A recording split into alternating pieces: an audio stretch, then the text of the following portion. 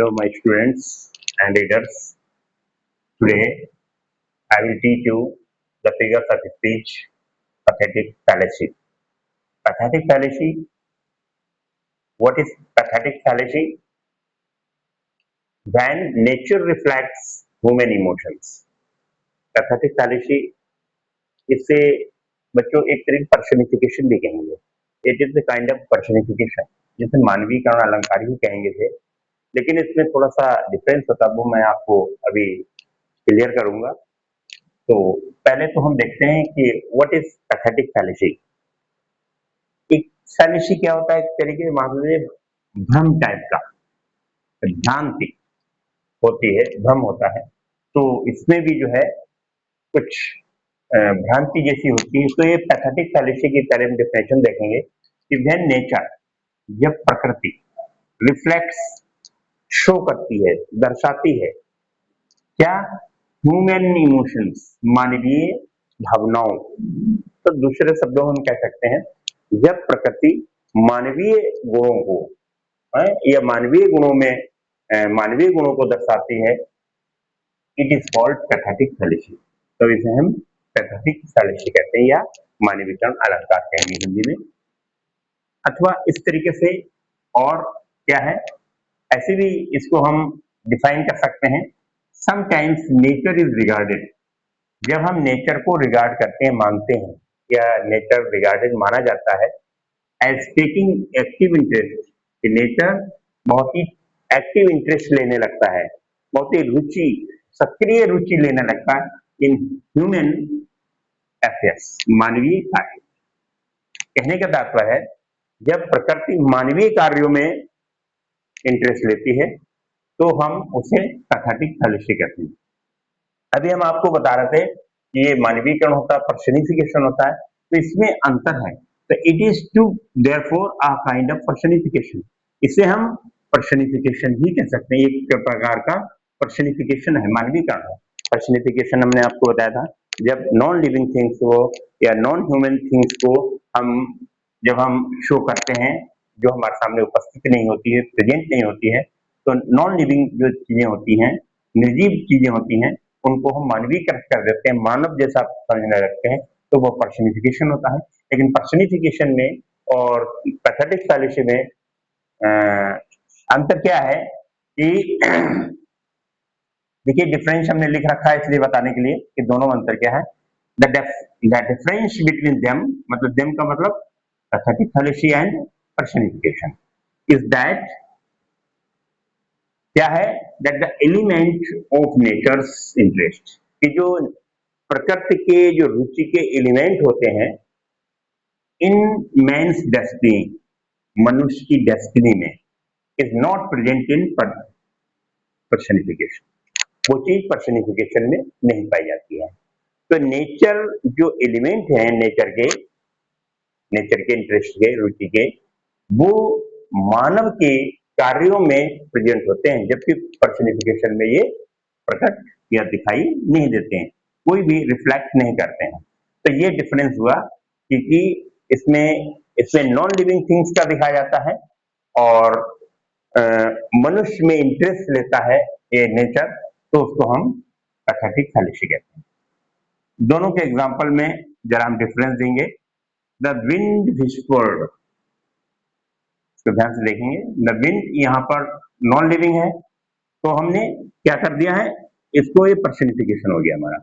क्योंकि हमने अभी बताया पर्सनिफिकेशन क्या होता है, जब हम किसी बेजानदार चीज को या नॉन लिविंग या नॉन ह्यूमन थिंग्स को जो है रिफ्लेक्ट करते हैं, दर्शाते हैं, शो करते हैं, तो उसको हम पर्सनिफिकेशन कहते हैं. इसी में देखिए द सैड रेन, वो दुखदाई बारिश, फेल गिरी, ड्यूरिंग दरमियान में, द फनरल का मतलब होता है, मतलब कोई एक तरीके से मान के चलिए कोई किसी की मृत्यु के या तो कब्रिस्तान वगैरह या जहां भी, तो उस टाइम में जब एक कार्यक्रम होता था फनरल का, या कहने चाहिए किसी की अंत्येष्टि हो रही है, उस टाइम बारिश हुई. तो यहाँ द सैड रेन, तो ये सैड रेन जो है, रेन को सैड कहा गया है. कैसे? जैसे मनुष्य किसी दुख में, परेशानी में सैड होता है, तो इसलिए यहाँ पर जो है ये पैथेटिक थैलेसी दर्शाएगी। तो ये पैथेटिक थैलेसी। तो कुछ पैथेटिक थैलेसी के एग्जाम्पल, ये जो हम आपको फिगर ऑफ स्पीच पढ़ा रहे हैं, इसके पैथेटिक थैलेसी के कुछ एग्जाम्पल हैं।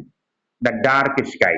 अब देखिए यहाँ पर स्काई को डार्क रिफ्लेक्ट किया गया है, दर्शाया गया है, हर सैडनेस। तो जैसे आकाश कहना चाहिए कैसा है, डार्क, ग्लूमी जिसे कहेंगे, डार्क ग्लूमी। तो कोई भी व्यक्ति जब दुखी होता है तो ये जो डार्क स्काई है क्या है, ये सैडनेस को शो करता है मनुष्य की। तो इस तरीके से इसको क्या है, ये पैथेटिक, हमारी पैथेटिक थैलेसी है। ऐसे ही ये कुछ एग्जांपल हैं, जैसे ग्लूमी एग्जांपल है, ग्लूमी स्काई, वही है अभी हमने आपको बताया था, डार्क स्काई या ग्लूमी स्काई कह देंगे, मैच्ड हर सैडनेस है। अब यहाँ पर हर सैडनेस ये मानवीयकृत है, और ग्लूमी स्काई है हमारा प्राकृतिक।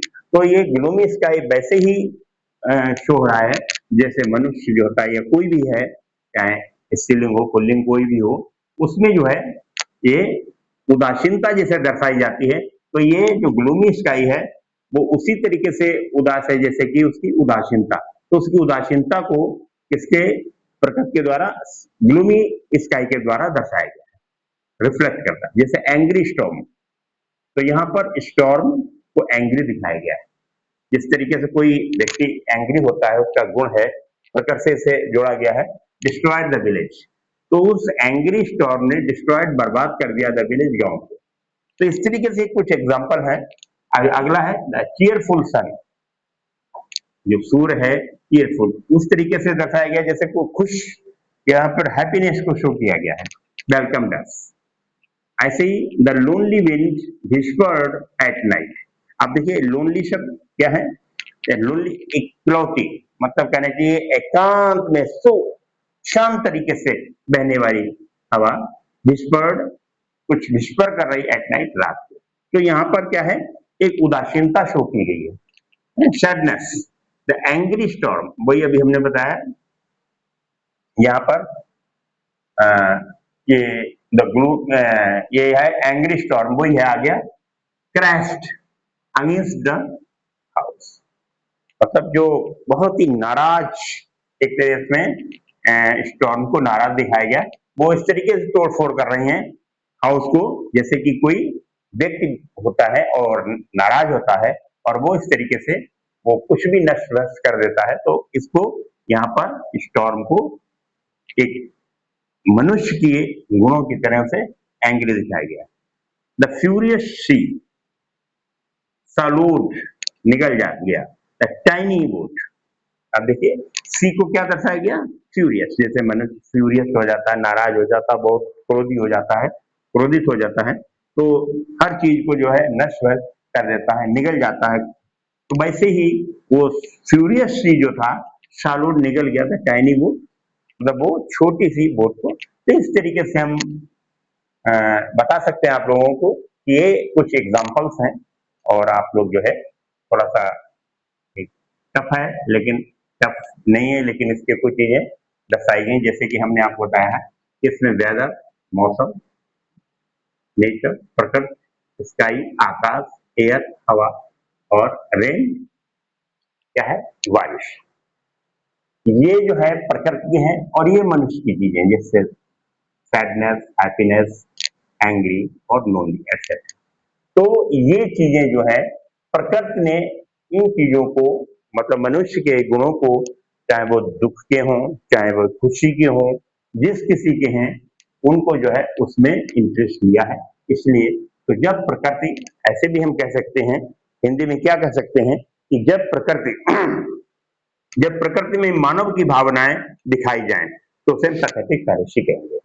प्रकृति में मानव की भावनाएं दर्शाई जाएं, अब ये सब मानवीय भावनाएं हैं और ये प्रकृति के द्वारा दर्शाई गई हैं, तो ये सब हमारा क्या है, पैथेटिक थैलेसी। तो आज हमने आपको पैथेटिक थैलेसी एक फिगर ऑफ स्पीच पढ़ाया है, इसको ध्यान से पढ़ेंगे। और आप लोग जो है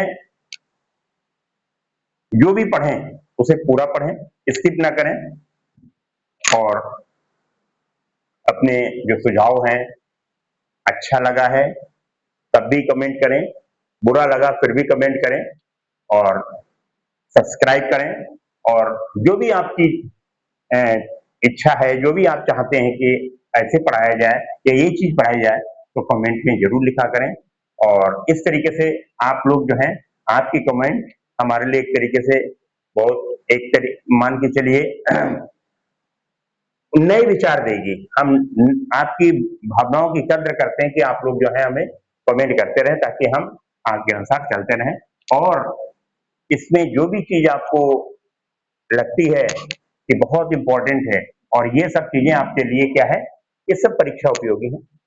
ये आपकी अक्सर कॉम्पिटिटिव एग्ज़ाम में बहुत बार पूछी गई हैं और कुछ ये जो एग्जाम्पल्स दिए हैं, इन्हीं एग्जाम्पल्स को जो है उसमें मतलब कहने की एग्जाम में पूछा जाता है या पैथेटिक फैलेसी के बारे में पूछ दिया गया या कोई डेफिनेशन दे दी गई तब पूछ दिया गया कि किसकी डेफिनेशन है या कोई एग्जाम्पल दे दिया गया, पूछा गया कि इसमें कौन सा फिगर्स ऑफ स्पीच है। तो ये सब चीजें जो है आप लोग अच्छे ढंग से नोट करेंगे और मतलब हमारा सब्सक्राइब करें चैनल और कमेंट जरूर किया करें और सजेस्ट जो भी सजेशन है और जो भी चीजें हैं कि हमें ऐसा करना चाहिए वो जरूर लिखा करें और आपके कमेंट्स हमारे लिए एक तरीके से मान के चलिए बहुत ही यूजफुल रहेंगे और आपकी यूजफुलनेस के लिए वो हम नई चीजें और आपको शो करेंगे, दर्शाएंगे, रिफ्लेक्ट करेंगे और वो आपके लिए भी लाभदायक होंगी। तो आप लोग जो है इसे जरूर करते रहें और पूरा वीडियो देखा करें,